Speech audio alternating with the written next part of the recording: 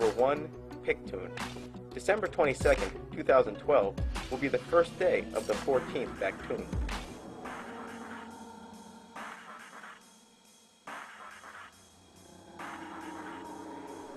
The Mayans believed that the gods made 3 creations before ours, and so the calendar has restarted 3 times.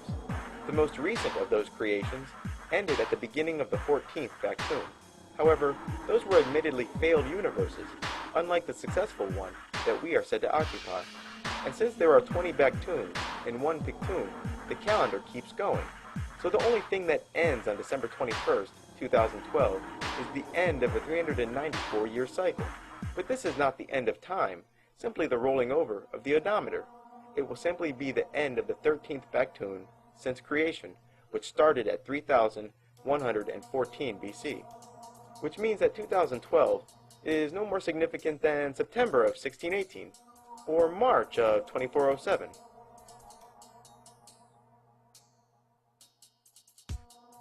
And as for Mayan prophecies of disaster, there is only one prophecy the Mayans ever made regarding 2012, the arrival of Balan Yukta from the sky. Balan Yukta is a Mayan god of war, creation, conflict, and the underworld. The only Mayan inscription regarding the end of the 13th Bactoon, or 2012, is located in southern Mexico at a place dubbed Monument 6. The inscription reads, "He will descend from the sky." The details regarding the arrival have been eroded by time, but that's all the Mayans had to say regarding the so-called 2012 end date. No disasters, no floods, nothing except he will descend from the sky.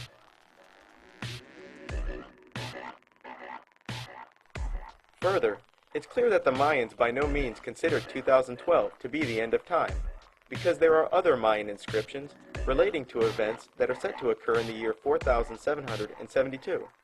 Why would the Mayans talk about events occurring at the end of the 20th Bactoon, the year 4772, if the calendar stops at the end of the 13th Bactoon?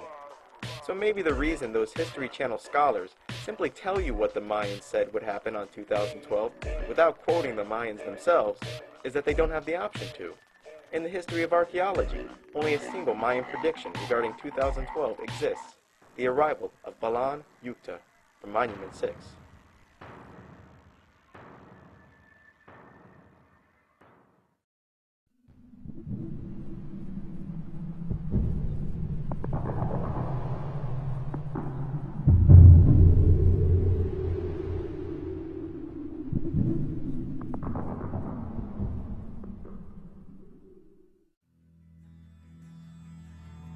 Next we have writer and producer Terry Rossio and writer Ted Elliott. These two have worked as a pair on many hit movies.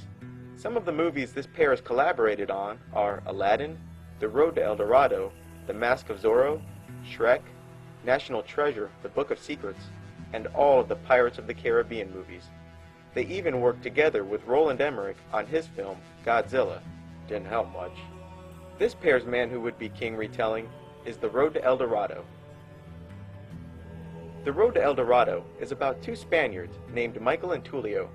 At the beginning of the movie, they come to own a map to El Dorado, the lost city of gold. They end up as castaways, still in possession of the map. They hatch a plan to loot El Dorado of its gold, so they follow the map and eventually find El Dorado. Upon arrival, they are mistaken for gods, and just like the Man Who Would Be King, their arrival had been prophesied. A false miracle, the apparent halting of a volcano, seals the deal. They become the immediate rulers of El Dorado. Later, however, Michael is seen bleeding, and it becomes apparent to the high priest that he is only a man and not a god.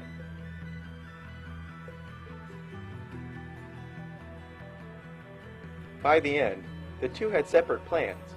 One intended on remaining with the primitive people as ruler, while the other, Tulio, intended on going home with his half of the gold. But before Tulio leaves, an old enemy catches up with them. During the panic of escape, the pair watch all their treasure wasted. The Road to El Dorado, even more than Stargate, has scenes that appear to deliberately draw from The Man Who Would Be King. Ted Elliott and Terry Rossio also wrote the stories for the Pirates of the Caribbean.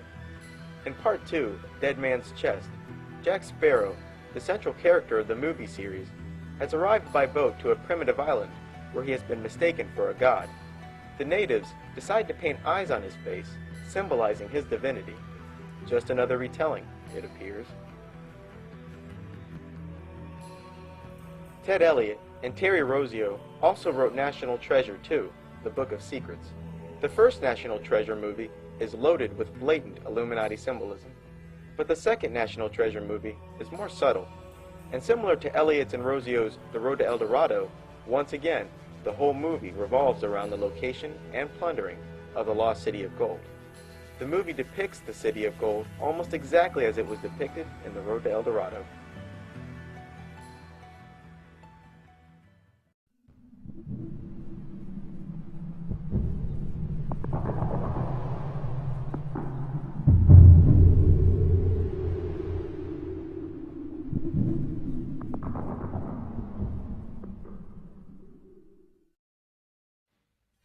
Next, we have George Lucas, creator of the Star Wars saga. Star Wars, most notably Episode 6, Return of the Jedi, appears to be yet another retelling of The Man Who Would Be King. Han Solo from Star Wars and Danny from The Man Who Would Be King have tons in common. Both smugglers, have a brainy best friend, and many more. Even Darth Vader, who is probably film history's most infamous villain, appears to be based on Jesus Christ. But that's not the end of his storytelling. Apparently, Lucas's Jedi isn't Lucas's at all. The Jedi, or the Jedi, were a secretive group of magicians in ancient Egypt. What set a Jedi, or the Jedi priest, apart from other magicians, is that their bodies had been transformed.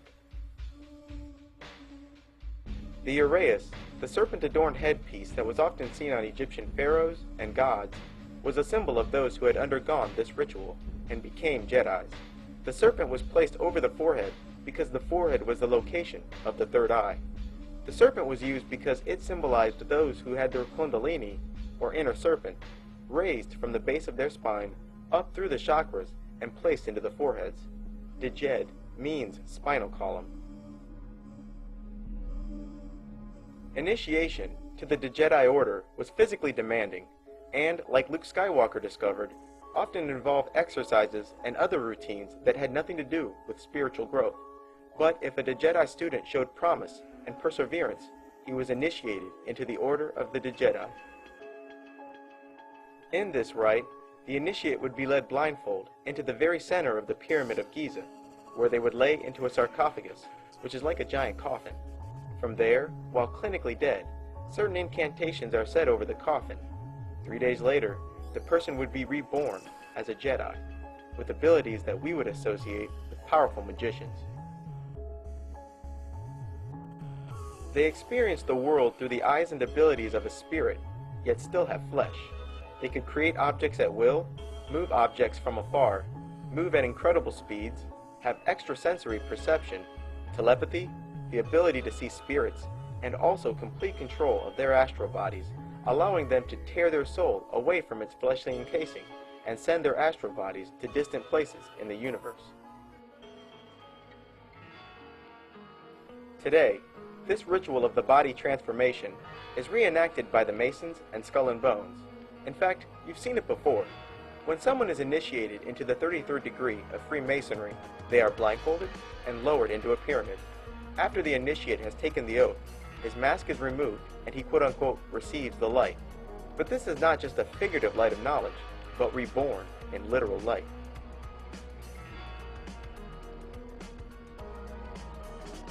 The film From Hell, starring Johnny Depp, is about an investigator who smokes opium to receive visions of the future and past. Against him is a series of murders perpetrated and concealed by the Freemasons, who occupy all the significant seats of power in 19th century London. The movie depicts a reenactment of this most secretive ritual. Let the brother receive the light.